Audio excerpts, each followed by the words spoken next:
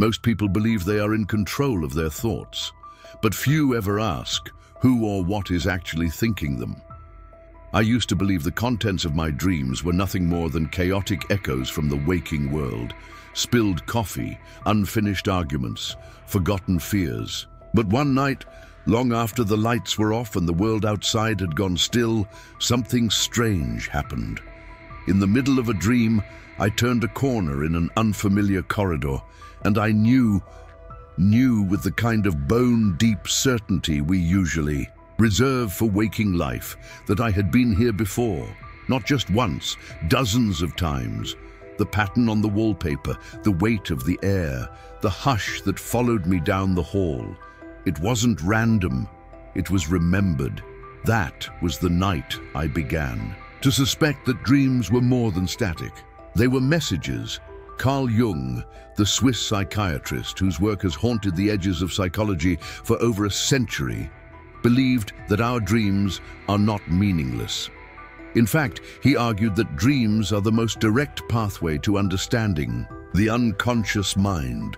And if you've ever wondered why we do what we do, or if you've sensed an unseen hand guiding your choices, then this journey into dream control may offer more than answers. It may offer transformation. In this story, the Jungian approach to controlling your dreams, we won't just explore how to change your dreams, we'll explore how your dreams change you.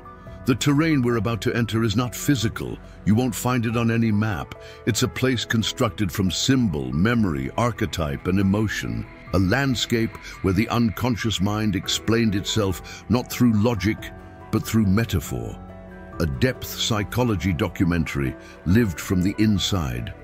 And if the pursuit of self-awareness resonates with you, if you've ever felt that something ancient stirs beneath the surface of your thoughts, then stay close. These shadows speak softly, but they never lie. The idea of controlling your dreams may sound like a trick, a lucid experiment born in a lab or a dream journal club. But for Jung, control was never about domination. It was about relationship, a dialogue between the conscious and unconscious mind.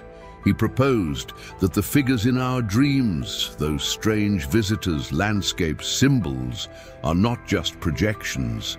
They are aspects of ourselves, emerging in disguise. The man who knocks at your door in a dream, face hidden beneath a brimmed hat, may be your fear of failure. The bird that keeps reappearing, circling but never landing, could be the unspoken desire for freedom. The cave beneath your childhood home might hold the key to your deepest longing or your earliest wound. Dreams, according to Jung, are not noise. They are the language of the soul. I remember the first time I wrote down a recurring dream. In it, I was running through a forest, always chased, never caught. The trees grew denser each night, the fear more tangible. But something shifted when I stopped dismissing it as stress. I sat with it. I asked it questions. I wondered what part of me was running and what part of me was giving chase. That was my first taste of what Jung called active imagination, a technique for entering into a conscious relationship with the unconscious. Rather than passively experiencing a dream, you return to it in your waking mind. You visualize the scene again. You speak to the dream figure. You listen, you write what happens, and you don't control the outcome like a puppet master. You invite it to unfold. There is a hidden paradox here. You learn to control your dreams not by imposing your will, but by surrendering to what wants to be known. And when that surrender is sincere, something miraculous begins to stir. The nightmare becomes a mirror. The confusion becomes a compass. The dream becomes a dialogue. Let's take a moment before we go deeper, because you're still here, listening, wondering. Maybe a memory is already surfacing. A strange dream you had as a child. A symbol you keep seeing, a feeling you haven't yet named. If this is speaking to something buried inside you, let it rise. And if these reflections stir something in you, I invite you, mark it, leave a trace. Share what you remember in the comments. Send this story to someone who always seems haunted by their dreams. Let's bring the unconscious into the light together. The dream world speaks a language older than words. It whispers in images, in patterns, in symbols that bypass the intellect and go straight to the bones. Jung understood this better than most. He believed the unconscious wasn't a chaotic pit of impulses and forgotten memories. It was a living system of meaning. And to navigate this internal world, you had to learn its native tongue, the language of archetypes. An archetype is not just a symbol, it is a blueprint of experience, an ancient echo that shapes how we dream, desire, and suffer. These archetypes live in what Jung called the collective unconscious, a shared psychological inheritance that all humans carry, regardless of culture or history. They are the great mother, the hero, the shadow, the wise old man, the trickster, the anima, and animus. They are not characters from fiction. They are patterns within us. They are how the soul tells its story. I remember a particular dream that haunted me for weeks. In it, I stood in a vast cathedral, the ceiling lost to darkness. A woman in a black veil held a mirror toward me, but when I looked into it, I saw not my face, but the face of a snarling wolf. I woke up shaken, confused. At first, I wanted to dismiss it as another fragment of nonsense, but then I remembered Jung's guidance. Every dream is a message, every figure a piece of you waiting to be known. I sat with that image, the veiled woman, the mirror, the wolf. What were they trying to show me? That's when I realized the woman was not an external threat. She was my own inner seer, my intuitive self I had long ignored. The wolf snarling in the mirror was not a monster to be feared. It was my shadow, the wild, unaccepted part of me that I had tried to exile. That dream marked the beginning of a long process of integration. I didn't tame the wolf, I befriended it, and that is the essence of shadow work psychology. Another core tenet of Jung's system. The shadow is not evil. It is simply what we hide, the qualities we refuse to see in ourselves: anger, envy, lust, fear, power. But when we push these into the dark, they grow teeth. They manifest in dreams as monsters, pursuers, disasters, not to harm us, but to be seen, to be reclaimed. So how do we begin to interpret the symbols in our dreams, especially when they feel alien or nonsensical? Jung encouraged dreamers to associate freely with the images, not to look them up in books of dream symbols or rely on one-size-fits-all interpretations, but to ask, what does this symbol mean to me? What does the forest feel like? What does the mask remind me of? What part of me is being represented here? For example, if you dream of falling from a building, traditional analysis might say it symbolizes failure or fear of losing control. But a Jungian might ask, what is this fall doing to you emotionally? Is it terrifying? Is it liberating? Is someone watching you fall? Are you trying to fly? Each element becomes part of your psychic landscape. This is where depth psychology departs from surface-level understanding. It does not treat dreams as riddles to solve or warnings to fear. Instead, dreams become portals, openings to the deep terrain of the unconscious mind, explained not through science, but through story. There is power in this approach. When you stop asking, what does this dream mean? And start asking, what does this dream want from me? Everything shifts. One night I had a dream that seemed simple enough. I was walking through a museum. Every room was filled with portraits, faces of people I didn't recognize, but who somehow felt familiar. As I moved from room to room, the lighting grew dimmer, the air heavier. At the end of the last corridor, I found a shattered mirror and a single word carved into the wall: return. When I woke, that word echoed. Return to what? To whom? Journaling the dream brought more questions. The museum felt like memory. The faces were versions of myself, parts I had lived and forgotten. The mirror, broken, reflected the fragmentation I'd long ignored. But the word, return, that was the call. Not to go back in time, but to come back to myself, to reclaim what had been disowned. Dreams don't always shout, often they whisper. They send you images that linger, feelings that don't fade. A symbol you can't forget. These are emotional intelligence lessons delivered not in classrooms, but in sleep. We often underestimate the power of symbols, yet they are the architecture of the soul. They guide us, warn us, heal us. And in dreams, they become our teachers. Jung believed that working with symbols was not just a psychological technique, it was a spiritual act. When we engage with the archetypes, when we speak to the shadow, when we honor the dream symbols that rise from the deep, we are participating in an ancient ritual, a ritual of remembering, of becoming whole. So tonight, when sleep comes, pay attention. What image returns again and again? What figure stands at the edge of your dream waiting to speak? Don't rush to interpret, just notice. Ask it questions. Write it down, because your unconscious is not a stranger. It is you speaking in another voice. Controlling your dreams does not begin in sleep. It begins in silence. In the moment you decide to treat the contents of your inner world with the same gravity you give to the outer one. Jung called this method active imagination, a bridge between conscious thought and the unconscious voice that speaks through dreams. To practice it is to listen, not with the ears, but with the eyes of the soul. Most of us are taught to dismiss dreams upon waking. We shake off their images like dust, get dressed, pour coffee, and re-enter the world of concrete logic. But what if, instead, we sat down, closed our eyes, and returned deliberately to the place the dream left us? That hallway, that field, that shadowed staircase. And what if, instead of running from the figure we met there, we turned toward it and spoke? That is the heart of active imagination. The first time I attempted it, I was skeptical.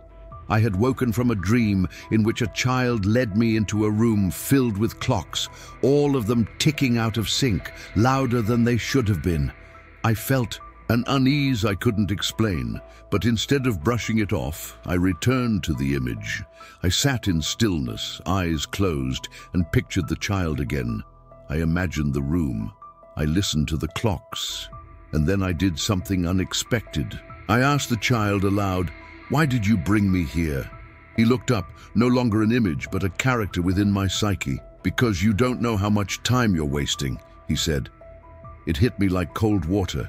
In that moment, I realized active imagination wasn't fantasy. It was a dialogue with myself, my deeper self. The child wasn't real in the physical sense, but he was true.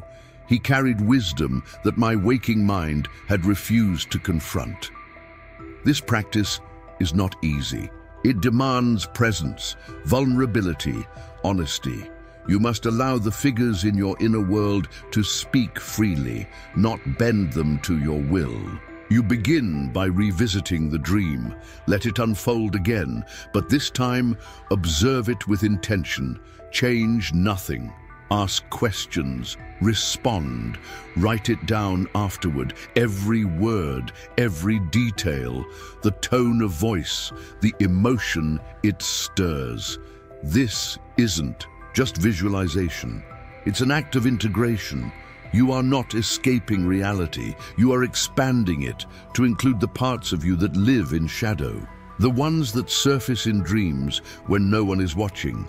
At this point in the journey, many people ask, but how do I control the dream? Control, in the Jungian sense, is not about domination. It is about collaboration. You don't command the dream. You build a relationship with the dreamer inside you. And over time, that relationship becomes strong enough that you can meet your unconscious halfway. You begin to influence the setting. You begin to shape the conversation. Eventually, yes, you may find yourself lucid, aware that you're dreaming, able to navigate it with purpose, but you get there not through force, but through trust. Dream journaling is essential here. It is the most direct way to tell your unconscious, I am listening. Keep the journal by your bed. Write immediately upon waking. Even fragments matter. A single image, a phrase, a color. Over time, you'll begin to notice patterns, recurring symbols, emotional themes. You'll begin to see the architecture of your inner world taking shape. This is how you begin to harness the unconscious mind explained, not as an abstract concept, but as a living presence within you.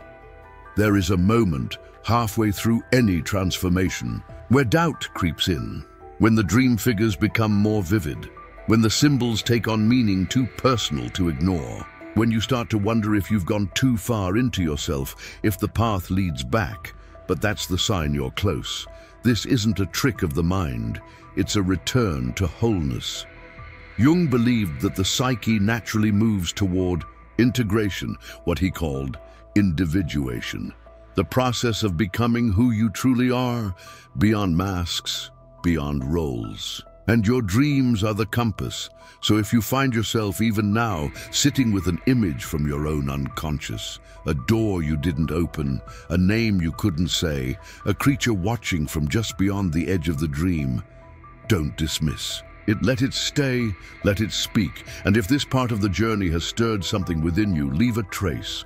Speak back, not just here in this story, but in your journal, in your dream, in your life, because this isn't just a story. It's a conversation. The first time a dream changes you, it's almost imperceptible. Not dramatic, not cinematic, no thunderclap, just a pause, a breath where you used to react, a sudden understanding of why a moment bothers you, a forgotten memory resurfacing at precisely the right time, like a friend you didn't know you needed.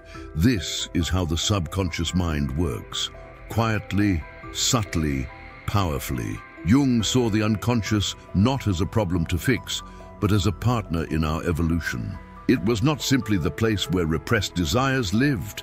It was a source of untapped wisdom, an engine of growth. And when we learn to engage with it through our dreams, we don't just gain insight, we undergo transformation. This transformation doesn't arrive all at once. It unfolds across many nights, many pages of scribbled dream journals, many quiet mornings where the strange images from your sleep won't let go. Over time, those images begin to teach you how to live. There was a period in my life where I felt creatively paralyzed. Everything I tried to write felt hollow. Every idea collapsed under its own weight. And then, for 6 nights in a row, I had the same dream. A house with no roof, open to the sky. Each night, the dream began the same way. I'd walk through the front door, look up, and rain would fall through. But on the 6th night, something changed. I noticed a ladder. When I climbed it, I found not just a rooftop, but an entire garden waiting above me, blooming, silent, untouched. The message was clear. My creativity wasn't gone. It was simply above me, out of reach, waiting for me to climb. That dream broke something open. I returned to the page, not with force, but with understanding. I no longer chased inspiration. I listened for it. Dream control, in the Jungian sense, is not about bending dreams to your will.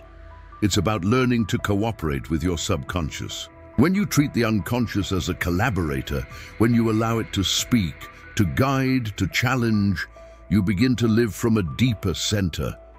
This center is not driven by external validation or surface success. It is rooted in self-awareness, in a quiet confidence that grows when you begin to see the patterns beneath your behavior, the symbols beneath your choices.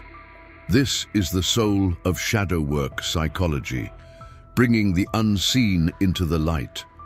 It's not a battle against darkness. It's an invitation to wholeness, to recognize that the parts of you you've buried, the anger, the fear, the desire, the grief, are not enemies. They are messengers. Each dream, each strange scenario or terrifying image is trying to give something back to you, a truth, a memory, a missing piece. And when you start to live with that awareness, you change, not dramatically, not publicly, but deeply.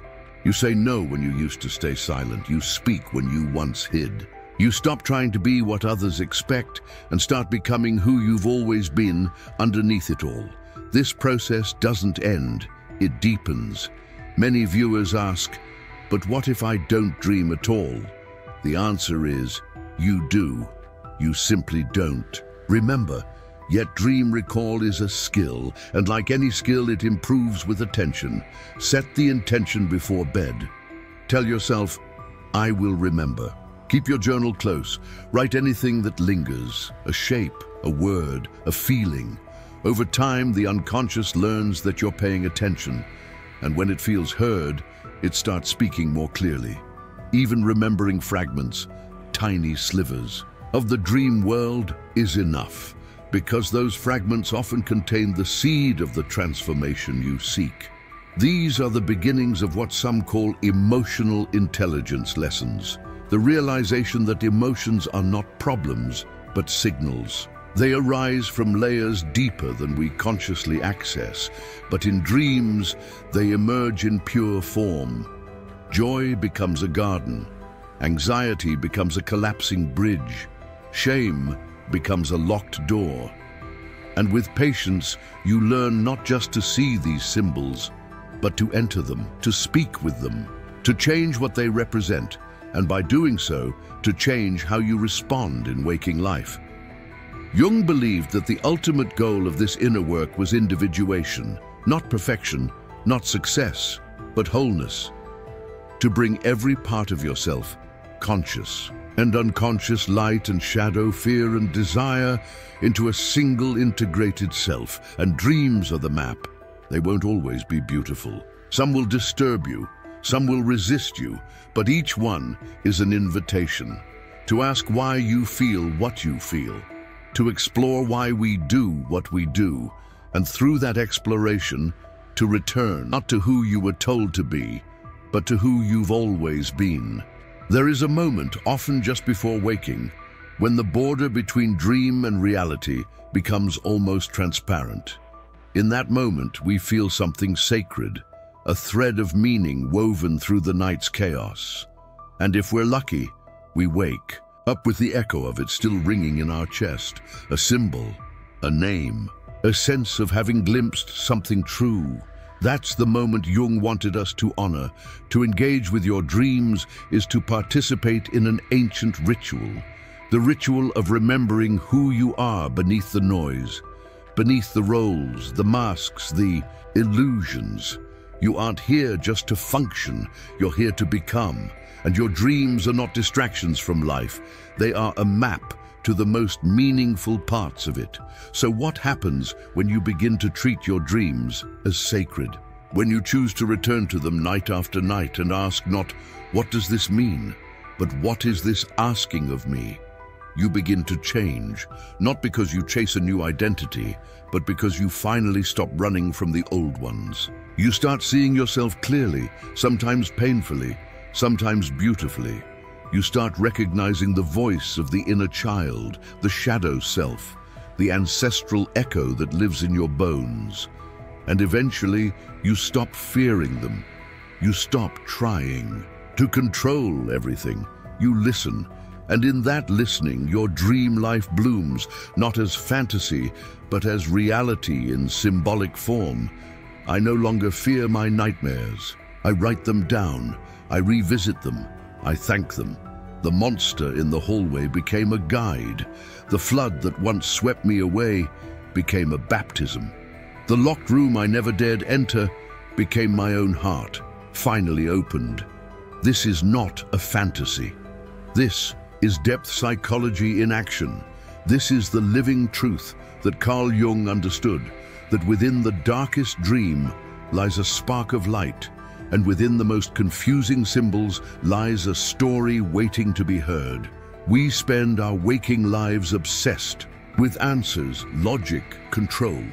But the unconscious doesn't work in answers. It works in images, in gestures, in archetypes. It speaks in a language that is more emotional than rational, more intuitive than intellectual, and it will keep speaking, whether or not we listen.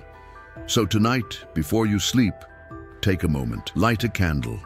Ask yourself, what part of me wants to be seen? What part of me have I ignored? Write it down, invite the dream. And when you wake, write again. Respond to the symbols. Return to the dream through active imagination. Enter the story that is unfolding inside you, because this is the work, not the glamorous public work, the inner work, the kind that doesn't ask for applause, but transforms you from the inside out, the kind that leads not to success, but to self-awareness and transformation. As we reach the end of this journey, I leave you with this. You are not broken. You are not lost. You are simply unfinished. And the unconscious, the dream world, is not here to torment you. It is here to complete you. It wants you whole. It wants you awake. Not just in the day, but in the dark. So follow the symbols. Speak to your shadows. Welcome your monsters. And when you wake, carry their wisdom into your life. Because what begins in dreams does not end there. It continues in how you love, how you speak, how you forgive, and how you remember who you really are. You've reached the end, or perhaps just the first layer, because what we uncover in the mind can't be neatly closed. If this story shifted something inside you, follow that instinct. Explore the next journey in our psychology series, linked below. But tread carefully. The truths we find in others are often reflections of what we deny in ourselves. See you in the next video.